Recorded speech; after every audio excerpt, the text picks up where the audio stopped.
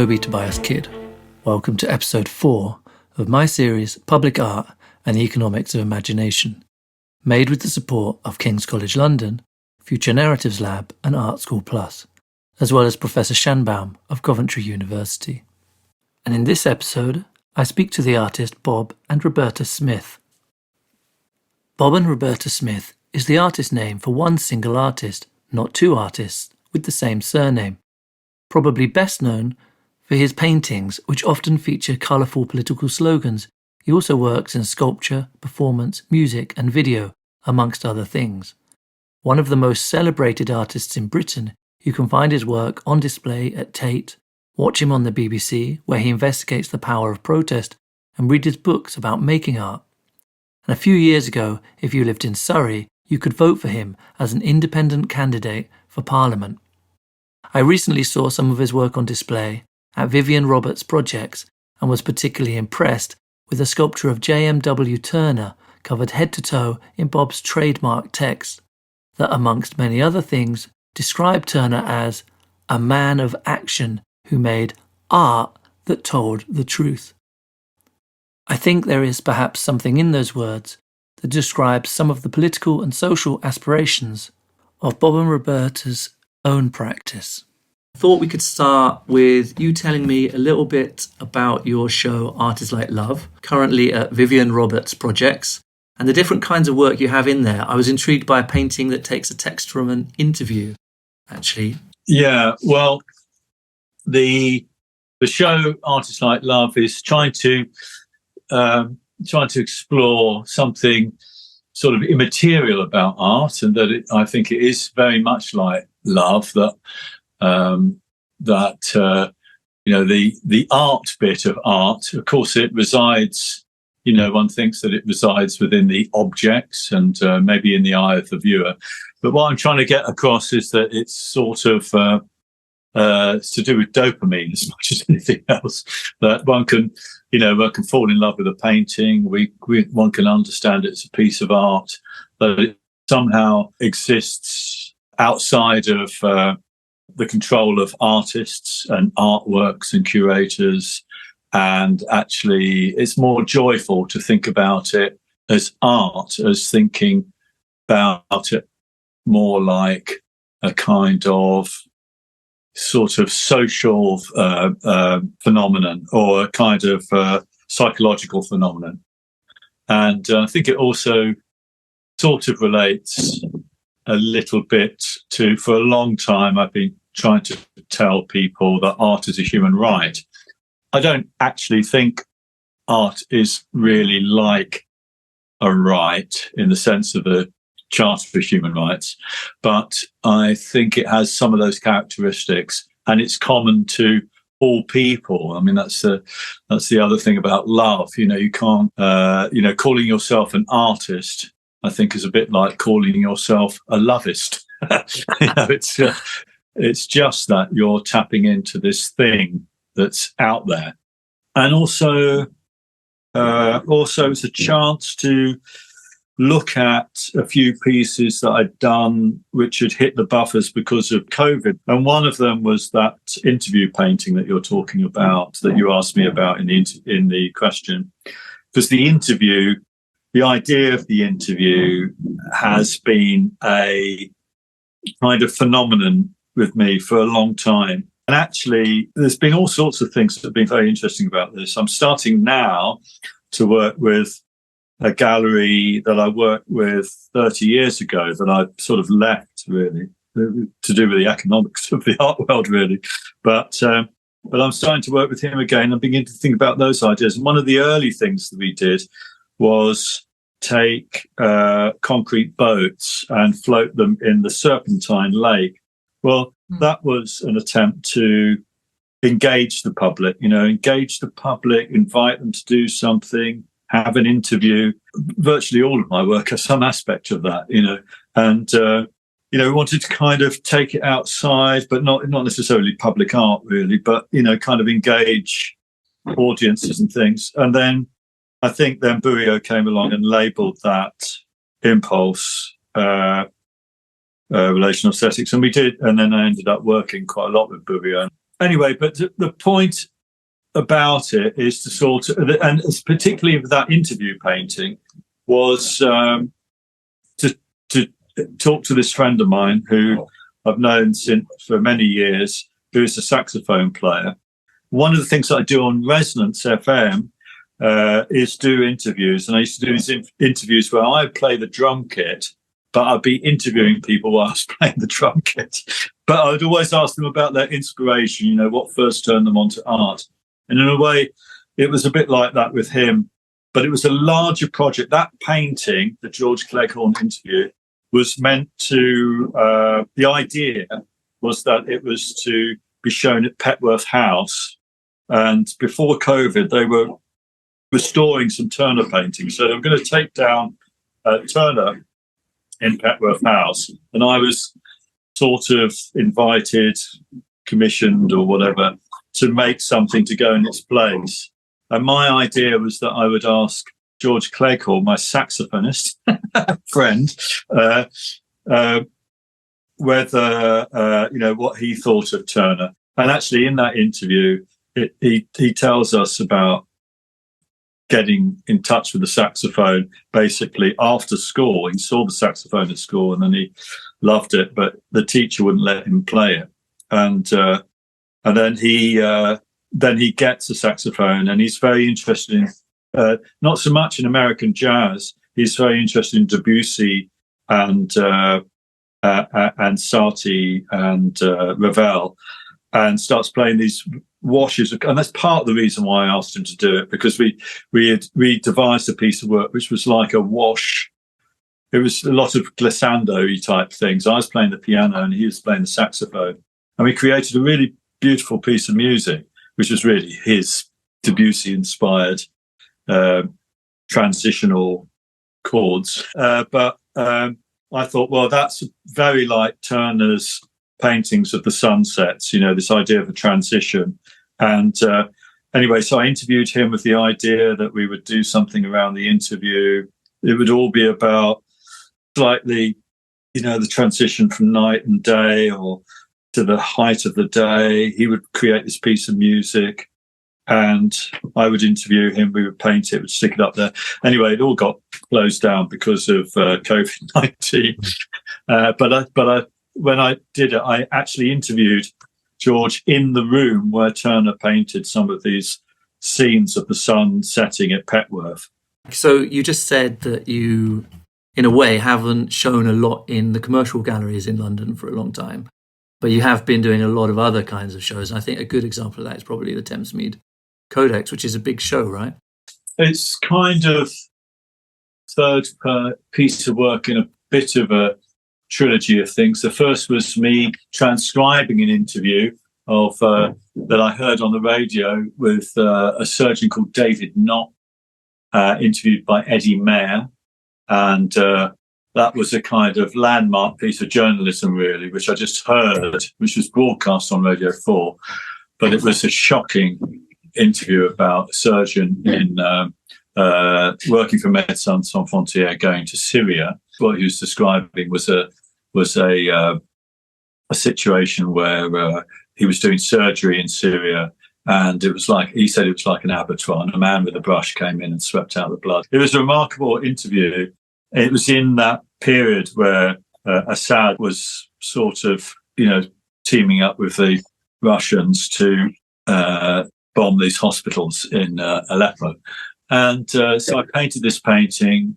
Then I made a TV program for BBC4, and I had to go to, you have to interview people, and I've been on telly quite a few times really, but I'd never actually kind of done this political journalism Was this thing. the protests? It was, Bob Roberta Smith's Big Protest Adventure, it was called. So I think he's on YouTube. Yeah. But the first thing they said, and I never had it. They didn't give me any media training or anything. They said, well, you're going to go to interview. Your first interview is Noam Chomsky. So I had to go and interview Noam Chomsky. But the really amazing standout interview in that thing was with a woman called Blair Marnie, who I interviewed in Washington Square. And she had just come back. She'd just been released by the police in the Baton Rouge protesting, and it was around the time when there was the beginning of the Black Lives Matter protests, and she had been locked up, and anyway, it's a slightly long, shaggy dog story, but it was a mind-blowing kind of interview, really, because there's a black woman. She had then held a vigil.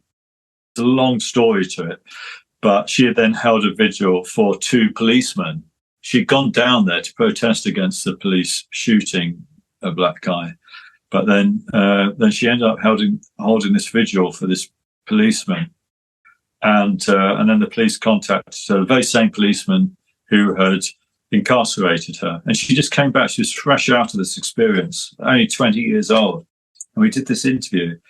And what was amazing about it was when you do that kind of journalism, they when you come to edit it, they give you the script with all the time codes on it, so you get the whole script. But of course, when the film is edited, they take a snippet and then you do a voiceover around it, so you can get a sense of what the story is. But when you're given the whole interview, I thought, I don't want to let that go. A bit like the interview that I did with the transcription of the interview with the David Knott thing. So I painted that, and we showed it in Hull during Hull Year of Culture, which is the home of British efforts for abolitionism. And then Blair came over. We reenacted the whole interview as a performance, with me reading my bit and then her reading her responses. And we did that with George Cleghorn playing the saxophone in the background. That is so powerful. It has, you can't help, the audience just all in tears at the end of it. But when I was asked to collaborate with Tate and Peabody Trust to create something for this kind of period where basically a lot of the, modernist, brutalist Thamesmead estate is being bulldozed, really, because a lot of it is, wasn't really meant to last 50 years, and it's certainly, and it's got asbestos in it, and the buildings look absolutely gorgeous, but they, structurally, very little of it can really carry on. It's also a big regeneration project, so there's kind of politics around that, I suppose. But the idea was that I would do something, and because I've been doing these interview pieces, these large interview pieces, I thought I would interview, how many people I could do, and it developed during the time. It ended up being 24 paintings, of which I think there was about 17 interviews, but a whole range of people. We exhibited it down in Thamesmead, and then the curators. It's a collaboration with Tate. It was instigated by a guy called Donald Hislop. Anyway, because Tate went for a big restructuring during lockdown, he left, and then it was given over to another guy called Achim Buchart, and so really, I was a bit worried that it would ground to a halt in Thamesmead. We would exhibit in Thamesmead and never get shown again. But actually, Achim loved it, and the two curators that he worked with, Michael Raymond and Valentin Ermansky, they really supported it, and he identified that the place where it is now on show. And it's been on show for, 2.5 years now. It will end in the end of May this year. And I think it resonates because in Tate, you've just got these you've got wonderful things, but you've got quite rarefied voices, really. I mean, whenever you read a label at Tate, every third label says so-and-so was misunderstood by their wealthy parents in, Upper Silesia or Italy or something. And then they went to Paris, they met Picasso, and then they became a modernist. And a lot of the things like that, whereas that panel has statements, first-person statements, people saying, I didn't think the art world was me because I wasn't, white and stuff. And although obviously it should be them making that work, not me, it it is in the end their voice. So it has lots of it's really the voices of the audience of Tate rather than the voices of the artist. I mean, my voice isn't in there really. I mean, it is in there in terms of you got me painting again, actually got me painting images again. So I started, because I thought if I just present all that text, it's going to seem like a kind of very rarefied conceptual artwork. So I thought I'd put some images of Thamesmead, and that got me painting again, set me down another journey, which I really enjoyed. And then another thing which was absolutely amazing about it was that they held a big dinner, like a posh trustees style dinner for all the people that I interviewed on the top floor of Tate. And it was just a magnificent evening. I mean, it was just so moving. And a real tribute to this guy, Akim Burkhardt. Not long after he identified that place, he took his life, actually, which is very sad. He's one of the senior curators at Tate. And it's devastated, I think, the organisation a little bit, all the people that he knew him, and he employed Valentine and Raymond.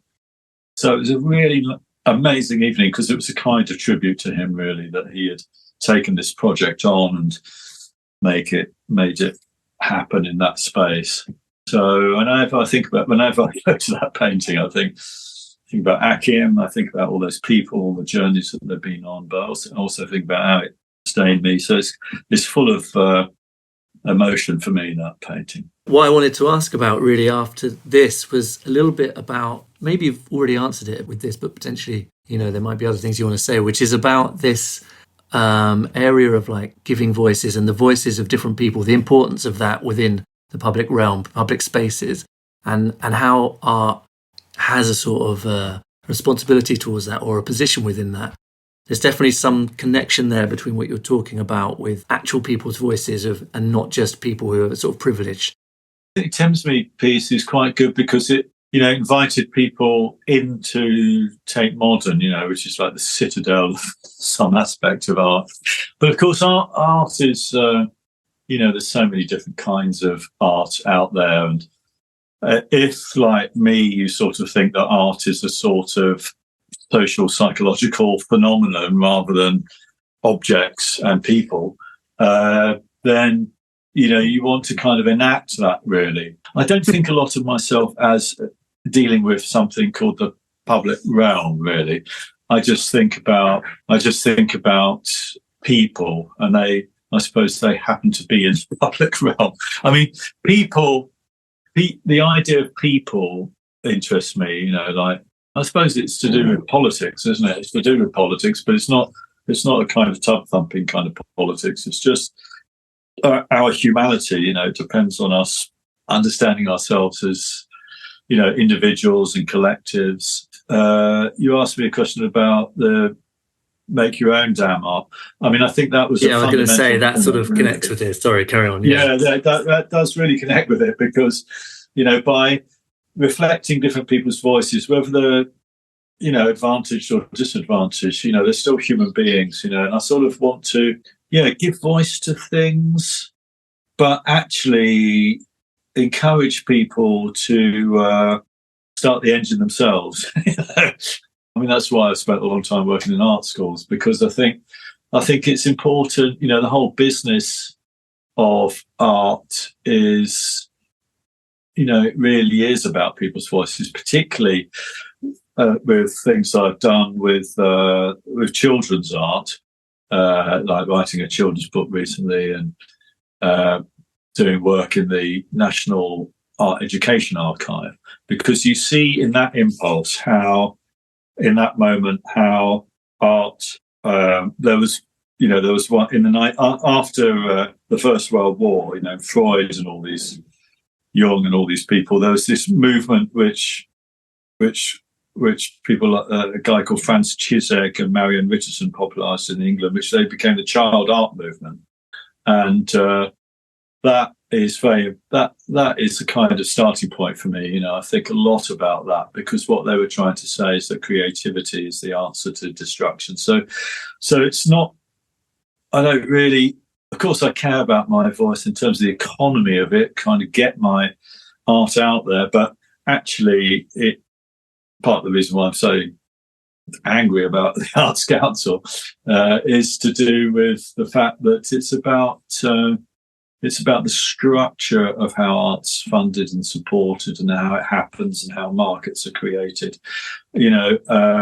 All that is really rich and interesting. When it's constrained, that's a problem. So the public realm of art for me really extends to a kind of social and political space, really, rather than sticking stuff on a plaza outside. But I mean, broadcasting is very important for me. This idea of broadcasting an image or an idea to see how it bounces, how if you can inflect it in a way, then it will bounce like a stone on a pond or something, It would be good for you to talk a little bit about how funding operates. Anything in particular that comes to mind?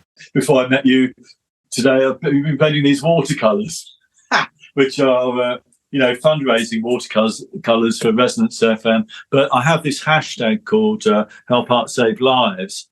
And the whole point of that is to encourage artists to make small artworks and sell them for direct donations to charities. Every gallery that I've shown in up and down this country is funded by the Arts Council. I'm very pro the Arts Council, and we need that. Otherwise, if you charge people money to go to these things, not only would you exclude the population from the arts, but it wouldn't work. You wouldn't get. They tried that with some of the Millennium projects in Cardiff, charging people £8 to see contemporary art. I mean, it was a non-starter. But personally, the kind of art that I make, I know that I can sell it and I can generate income with it.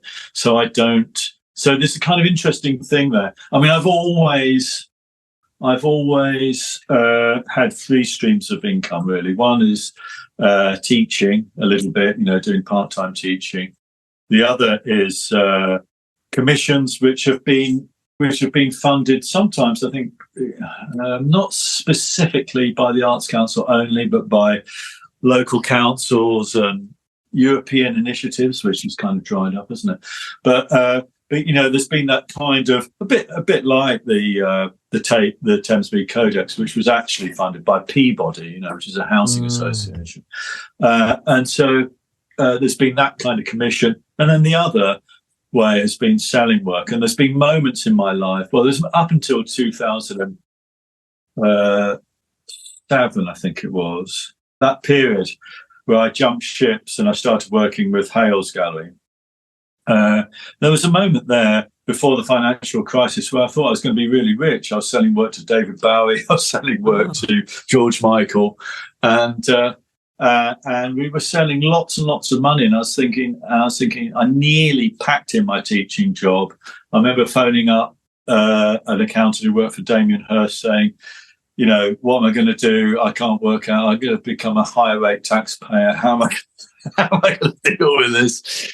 And then the financial crisis happened and it all completely evaporated. And so I went back to going, Jesus Christ, if I lose my job, we're going to be screwed. I had a family with 2 kids and a mortgage.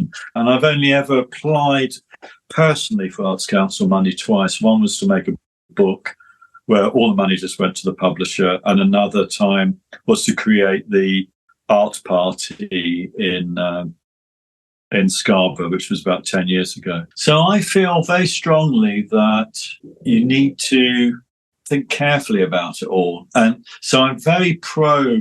I really think the government have cut funding to the arts. When in 2010 it was about 7 pence in every £100 went to the arts via agencies like the Arts Council and direct funding for museums. Now it's gone down to 2 pence. That's completely wrong. In the financial austerity situation, they could have doubled that money and given some hope and done a WPA American style program and funded lots and actually paid artists to do things. Mm-hmm. But instead they cut it and they've screwed up the sector and cut the numbers of children studying art in schools by half. I think that is immoral. My whole thing has been about doing 3 different routes of income and trying to be independent, really. I'm kind of I'm in a funny situation with it, really. But I do also want the Arts Council to exist, and I do want them to give artists money, but probably via some bona fide projects. But I think that's interesting, though, isn't it? Because you're talking about, like the individual as the recipient, but actually, like you said, all these galleries, all these institutions, all these things that we all encounter, and we all, that are the art world for everybody, are actually often funded by these different kinds of funding structures like the Arts Council. So it's sort of important that it creates the accessibility as much as anything for everybody. Yeah, accessibility, opportunity, thinking about how, I think in Tony Blair's time, it became very tick boxy about sort of, thought that I think in the last Labour government, which wasn't Tony Blair, it was Gordon Brown, but they really thought about it almost as if art was a sort of social sticking plaster for problems. And I did quite a few projects which were funded. I'm not quite sure they necessarily came from the Arts Council, but there was government money for thinking about the Thames Gateway, for instance. And I did a project called My Part in the Public Art Revolution, which was a book with Black Dog Press, where I charted all the different public art projects that I'd done as in a kind of diary. And, but I also think people ought to be given money to do something, really zany and, completely experimental. But somehow you've got to kind of marry up the performance and the manifestation of that within the structure so that it has some sort of public benefit, because in the end it is public money. I mean, I think all these things are I can see they're slightly contradictory, but they do play a part in my thinking. I definitely think that by thinking about what you do in lots of different ways, in terms of funding, if you're an individual sort of self-employed artist, it's definitely a useful thing to do, because then it gives you a kind of sense of independence. And also it means that when you don't receive funding for something, you immediately think, well, there'll be another way of doing it. I'll find out another way of doing it, and I think that's, if you want to see artworks made and happen, it's probably quite useful to think that. Recently, there was announced a new policy from Arts Council England deterring overtly political statements. And you've been making some work, I think, around this. I wonder if you could tell us a bit about that. Well, it's really about thinking about it in terms of sort of what's going on behind the scenes. It stems partly from a period when I was the trustee at the Tate. And so I kind of know quite a lot about how the Arts Council operates and the politics of it over the years. The idea is that the chair of the Arts Council lasts for 2 terms rather. And when the Conservatives came in, they got rid of Liz Forgan, who had only done 1 term. And at that time, it was kind of a scandal, really. And they replaced her. She'd been an appointee of Gordon Brown, and they replaced her with Peter Bazalgette, who was head of Endemol. He brought people the wonderful cultural experience of Big Brother, and he came in as the Arts Council. And I was on a TV question thing about cuts to the arts, and he was on it as well, and he just said, well, no organisation should have more than 25% funding from the Arts Council. And I knew that the Tate had just had its funding cut by about a third, and just cut out all the exhibitions with anybody who's alive, basically. I just said, you should be sacked. And then I painted his P45 and then put it on. I painted a picture of his P45. And then Sirota, he obviously became, after he left the Tate, he obviously became the head of the Arts Council because he wanted to protect it, I think, from these, Conservative Party that wants to cut funding to the arts. But I don't think that's really worked out quite the way that he would have thought it would. And Darren Henley, who's the CEO of the Arts Council, is the guy who set up, he's probably an amazing guy. He set up Classic FM. but he's obviously a sort of competent person. But what's happened now in the last week is that I think Darren Henley as well has been completely humiliated by government because they've been forced to say thing about politics because of, they want to enact the precautionary principle, partly because they don't want to get tied up in things to do with, it could be Brexit with BBC and Gary Lineker, or probably at the moment, it's Gaza and Palestine and Israel. They just don't want to engage in that world. But the cack-handed way that they've done it is to say to museum directors that they shouldn't engage in politics.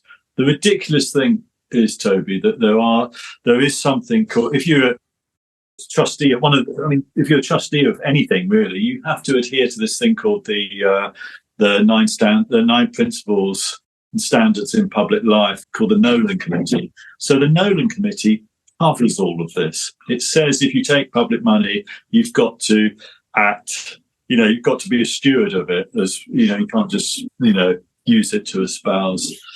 Otherwise people apply for Arts Council funding to stand for the Labour Party or something. There are rules about what you can and cannot do. But for the Arts Council to come up with its own version of the Nolan Committee can only have been driven by Lucy Fraser, who is now the DCMS head. So she's the boss of the Arts Council. And I think there's a big review of the Arts Council coming up.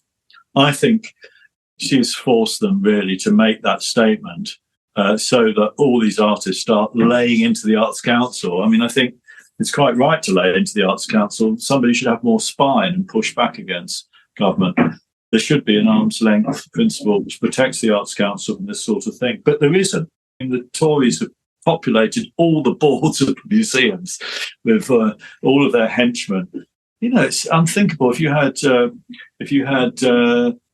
politicians sitting all over the judiciary, there's a point. There's a separation of powers is one of the key things in our democracy. And although Arts Council, may not be a big cog in that system, it is still a cog in it, and we should do everything really reasonable to push back against that. And people should be allowed to say what they want. And in a way, what they've done is construct a situation where the Arts Council have allowed themselves to become the new office of the Lord Chamberlain. In the 1960s, we had somebody called the Lord Chamberlain. And he censored plays and cultural activity and literature, and you couldn't produce something unless you had the say-so of the Lord Chamberlain. Well, the Arts Council has sort of de facto become the Lord Chamberlain because they're not going to be funding.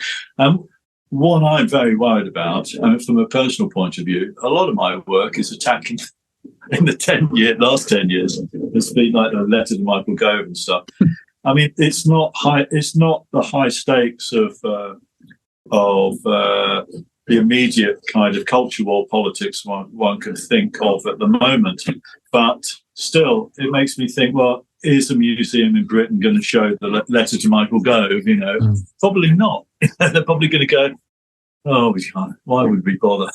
Why are we entering into this? And it's that thing where they've just enacted the precautionary principle, really, that I think is reprehensible. And it's very worrying. I think that is very worrying. We don't want things to be driven by the lowest common denominator thinking within the Conservative Party, or indeed the Labour Party or the Liberal Party. We want politicians out of it.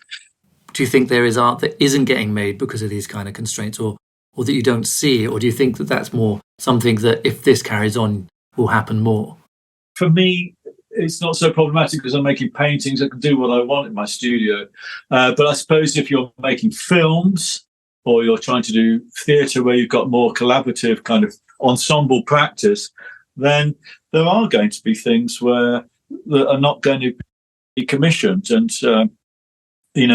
any kind of exploration of the culture, these bizarre manufactured kind of culture wars, but they are a sort of phenomenon of now, then they're not going to be commissioned because the stakes are too high, and the margins for all of our local theatres are pretty narrow. And so I think it's when you've got a very brittle and fragile theatre culture, and probably filmmaking culture, and when that's very brittle.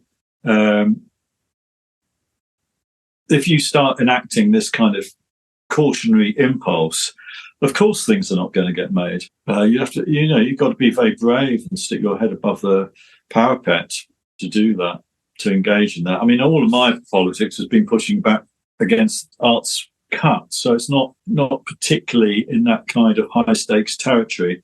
But still, I worry that it won't get shown. And if I'm worried, Jesus Christ, that people who do more radical things than me, they'll definitely be worried. So it's the kind of curbing the possibilities that I don't like. I was reading your Hijack Reality book, which is about Defford X. It's written with art critic Matthew Collins.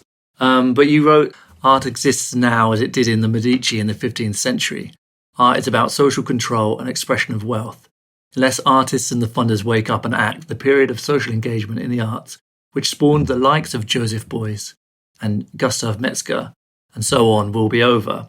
So with that in mind, for our final question, in a sort of utopian, crazy dream world, how would sort of the funding or the economics of art happen if you could just imagine this sort of like perfect, unrealistic future? I mean, I think we've gone into quite a dodgy period because of things like these projects in Saudi Arabia, the Aula Desert. On my Instagram page, you see an enormous tree by Giuseppe Pannoni or something cast and put in this desert by the Saudi Arabian royal family in cahoots with Western curators. And you just think, well, it's not doing human rights activists or people languishing in jail in Saudi Arabia much good. What's happening there is an enormous normalization of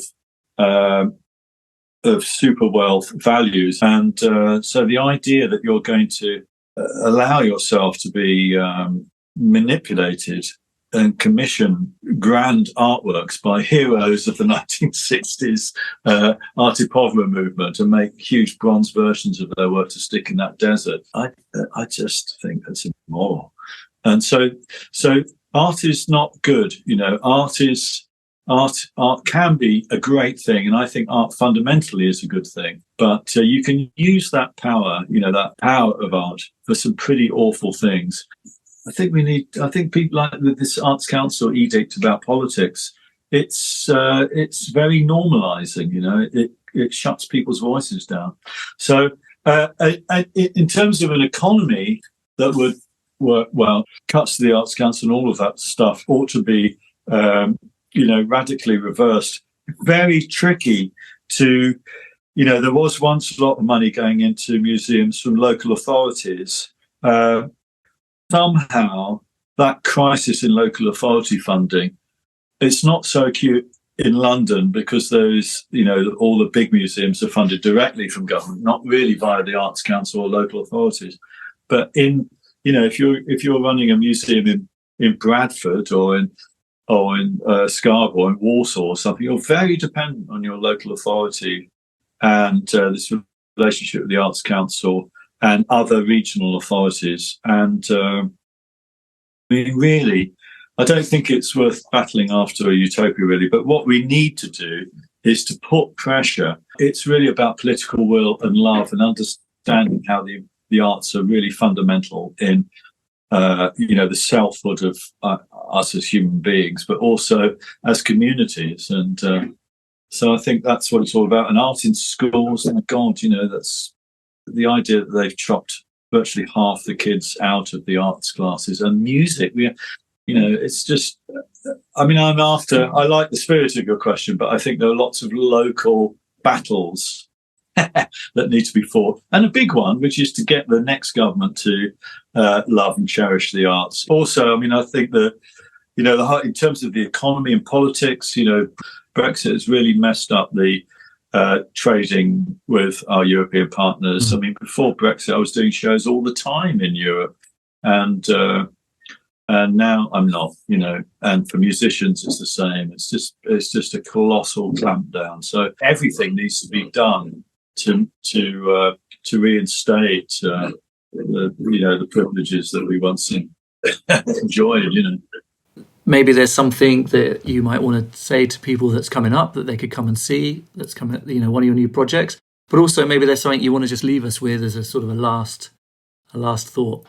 Well, one thing that's coming up is that I'm going to start working with this guy, Anthony Wilkinson, again, that I worked with all these years ago. And we're going to do a show, which is, it's a bit polemical, really, but it will probably be called Draw Hope. And it's going to be about exploring sort of ideas about what that might mean. One thing that's happened recently is also that I'm sort of started making very traditional looking seascapes, which is really funny. But I do live in Ramsgate down by the coast. And when I look out to Ramsgate, you see Calais, on a clear day, you can see Calais. And you see this is the bit of water where people are trying to get across into the UK. And I sit there and I paint this. It's very traditional, it's like a playground. Once Dover was a gateway to Europe, and now it's a border of the drowning. But it's still a channel it's just the channel. It's just itself somehow. But I think about that a lot. And this idea that, art is like love, and that art fundamentally is a human right, is what I'd like to leave you with. It's something that we can all grab hold of in our own way via music or writing or dance or making images or making sculpture. It's a fundamental thing that human beings do, and we need to really cherish that, really. Thank you to Bob and Roberta Smith. This week, we found out about how art can be thought of as a human right, how creativity can be the antidote to destruction, and some of the ways that Bob's practice engages very directly with the people and the world around him. I will see you next time on Public Art and the Economics of Imagination.